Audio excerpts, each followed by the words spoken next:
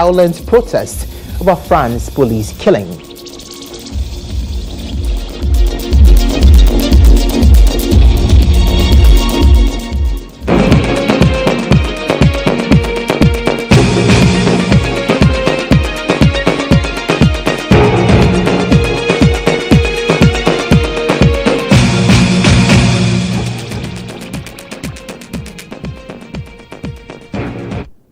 Welcome once again. Let's settle for the details here on Newsroom. The Bank of Ghana has fined Fidelity Bank Ghana Limited and First National Bank Ghana Limited a combined 1,000 penalty points. This comes as the two banks have been accused for breaching the Ghana Interbank Forex Market Conduct Rules, that is Section 3.4, 3.5 and 3.9. The bank has suspended the forex licenses of both banks effective June 29 to July 28, 2023, making a month. In a statement released by the central bank, says forex market players are warned to adhere strictly to the applicable market regulations and guidelines.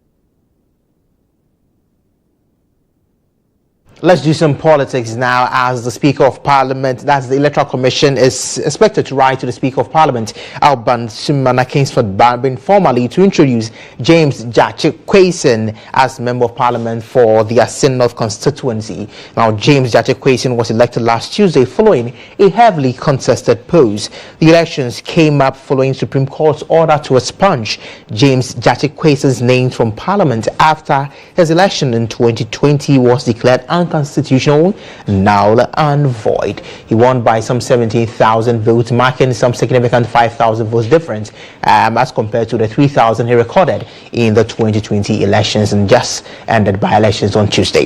A parliamentary affairs correspondent here at the EIB network, Ibrahim Al-Hassan, joins us for a conversation on this. IB, many thanks for joining us this morning. You're welcome, Emmanuel. IB, if we are to say that the EC is writing officially to the Speaker of Parliament for processes to begin with respect to recognizing James Gyakye-Quayson as a Member of Parliament. Help us understand the entirety of this.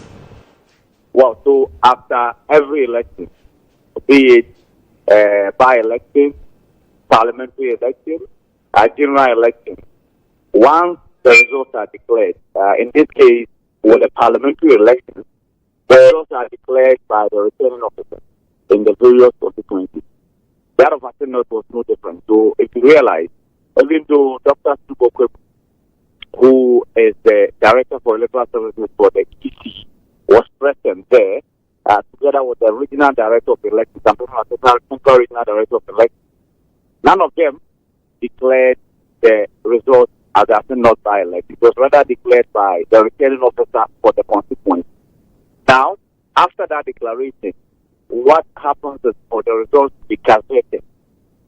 After the gazetting of the results, the EC will then officially communicate to Parliament, notifying Parliament of the outcome of the by-election and introducing James Gyakye-Quayson as the Member of Parliament elect for the Asin North constituency. And I use the word elect because after that time, it will then rest on Parliament through the Speaker to swear Gyakye-Quayson in as a Member of Parliament. It is after the swearing in that Gyakye-Quayson becomes a Member of Parliament again for the second time in this 8th Parliament. Of course, so we are told that this communication will go to Parliament next week.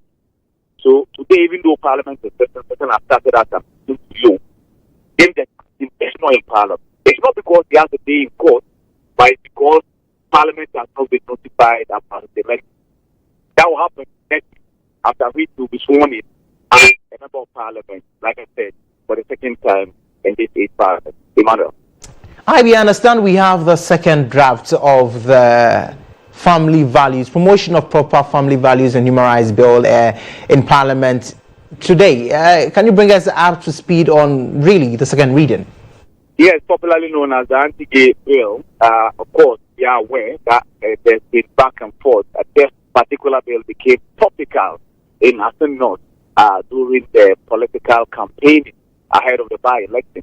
We are aware that the committee had presented its first report even before the House went on recess.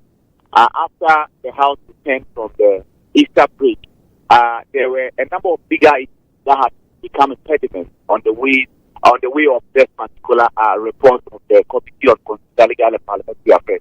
First was the Supreme Court case that was filed by a farmer in the assembly, seeking to stop Parliament from proceeding with the processes. They talked about the fact that, like any other bill, it should have come with the financial implication report, so to speak. That has been done. Again, there was another case that was filed at the High Court. So there were two cases in court against this bill. Last week, the road was clear when Speaker had engagement with the leadership of Parliament and said that the two can happen concurrently, i.e., the court cases can go on, Parliament can go on with its activities. So today, it's actually on the order paper for it to be taken. However, it's not yet been taken. I don't see the Speaker of Parliament just the seat. In the seat is a friend of the Speaker disabled. We told that Speaker is embarking on some media houses activities to graphics and going to other media houses are paying a visit on either media houses. It's part of the process that he started to visit media houses and have an engagement, first-hand engagement with those media houses. So Speaker on the Babambawe, let's not in the seat. To stay for the wife is the one in the seat. So it will be the second reading of this bill. After this bill is taken to second reading, i.e. the report of the committee, then we go to the consideration seat where some amendments will be taken, or the clause-by-clause consideration of this particular bill. After second reading, we then have the third reading, and the question will be put as to whether the bill should be passed or not. And that is expected to happen before the House rises for the break. Ivy, many thanks for giving us the latest updates from Parliament. He is our eyes and ears in the lawmaking chamber, Ibrahim Al Hassan there. Let's move to Asin North Bath again. The Central Regional Chairman of the NDC is demanding completion of road construction projects which commenced prior to the by-election. The chairman, Professor Richard Isiedu, said some roads which were constructed under pressure prior to the by-elections have started deteriorating. He advised the ruling MPP to make sure that all roads under construction allegedly started to amass votes in the just ended by-elections to be completed and commissioned for the people of the Asin North constituency. To suffer. We're also urging them to do their roads. They have to control it because for Asampana to Shia, for example, the road they did for just a week, they did the road is already spoiled. Portals. So if you look at a paramount chief who's standing like Nana Prajensen, and you do such a good for him, maybe I don't show respect because we were in Kumayi when we saw the type of that was asphalt we need for growth. That's the central region deserves better. So we are just watching them, and I know very soon the water will find its wonderful. Well, sittings were suspended and brought to today. That is in the matter of James Jachikwason and what he's facing the trial in court. As we understand it, he's made his very first appearance in court today after being made member of Parliament-elect of the Asin North constituency. Our court correspondent Mutala Nusa joins us via phone with the latest on this particular happenings at the court. Mutala, many thanks for joining us this morning. Thank you, Madam President. Tell us what is happening in courts. I understand there was an application for review of the court's ruling on the daily trial order. What is happening to that particular case?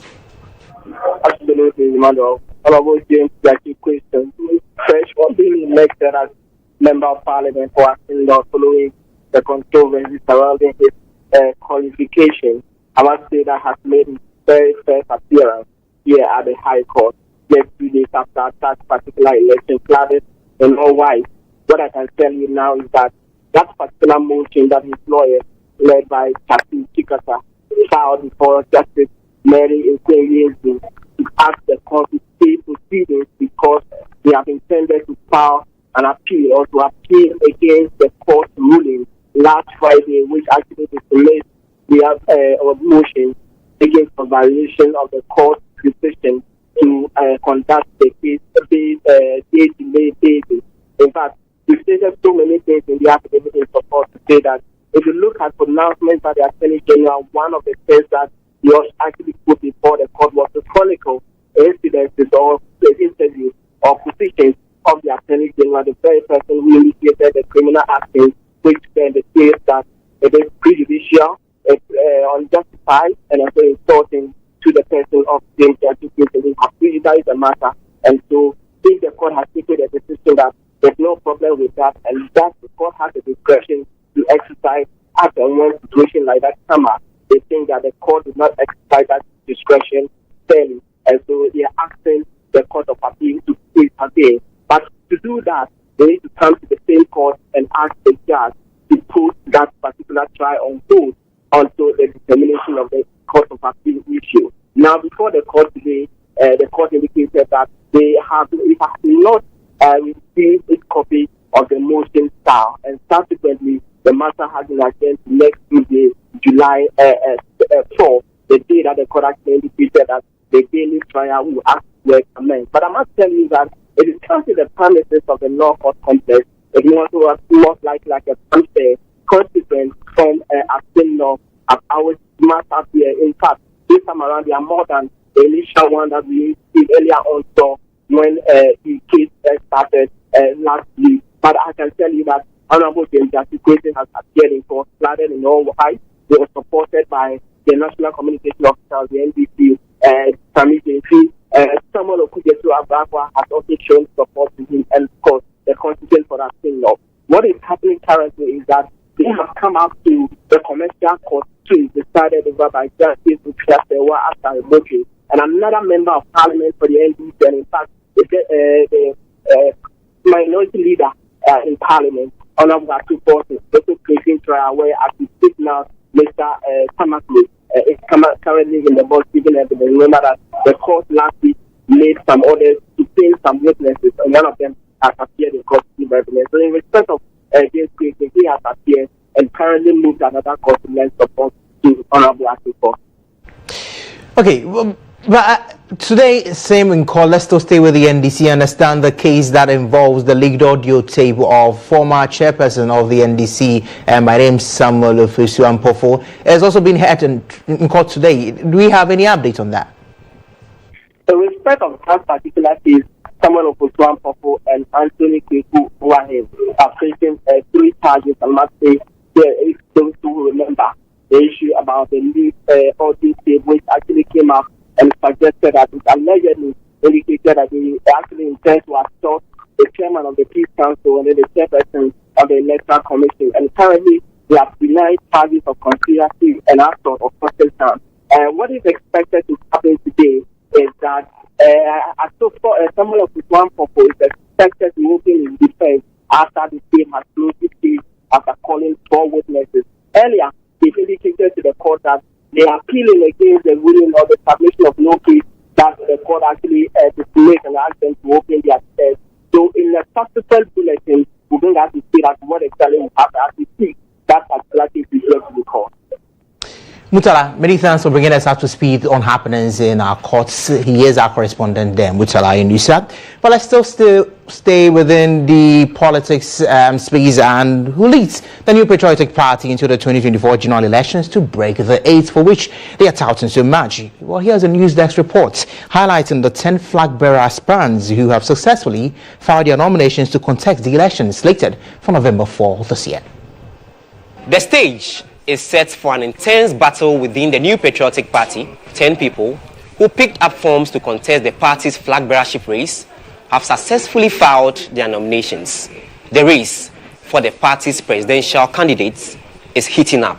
The 10 include former Minister for Trade and Industry, Alan Kojo Tremantin, Vice President Dr. Mahmoud Baumia, former Minister for Food and Agriculture, Owusu Efui Akoto, MP for Asin Central, Kennedy Ohene Japan, and former Energy Minister, Boache Jako. The rest are former General Secretary of the New Patriotic Party and Presidential Spokesperson, Kwamnai J. Japan, a former Minister of State and former MP for Finsu North, Dr. Kunedra Apreko, a former Minister for Justice and Attorney General and MP for Esikado Keten, Joe Gatti, energy expert Kojo Poku, and former MP for Mampong, Adainimu. The number of aspirants who have filed their nominations is the highest since the 2007 presidential primaries, which saw 17 aspirants contesting to lead the New Patriotic Party in the 2008 general elections. Per Article 13, Clause 9 of MPP's constitution, where there are more than 5 contenders vying for the party's presidential candidacy, a special electoral college will select a top 5 for the final hurdle. But who among these 9 will be in the top 5? Pro-agency Global Info Analytics has tipped Vice President Dr. Mahmoud Baumia, former Trade and Industry Minister Alan Chemanting, and Asin Central MP Kennedy Japon to be among the top 3, with 34.8%, 27.9%, and 12.5% respectively. The vetting of the presidential aspirants is slated to commence on Monday, July 6, 2023. A report highlighting the strengths and weaknesses of each candidate will be submitted to the National Executive through the party's General Secretary on Monday, July 10, 2023.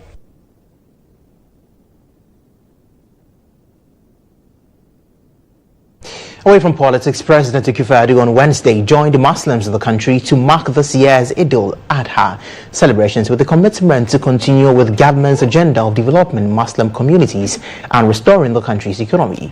Addressing Muslims who gathered at the Independence Square for the special Eid prayers, President Akufo-Addo urged them not to engage in acts that will tarnish the image of the Islamic religion, while charging the young ones to take advantage of educational opportunities in the country.